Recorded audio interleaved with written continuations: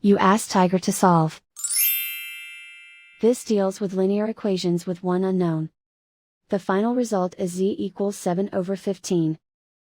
Let's solve it step by step. Simplify the expression. Find the greatest common factor of the numerator and denominator.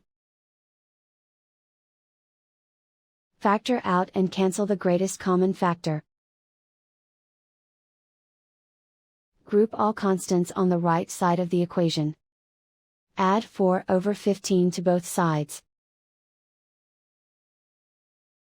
Combine the fractions. Combine the numerators. Reduce the zero numerator.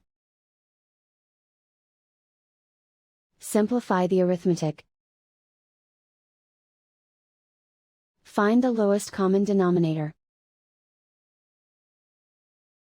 Multiply the denominators.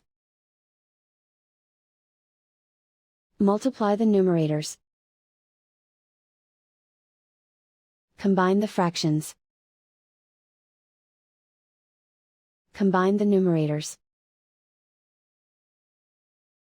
And so the final result is z equals 7/15.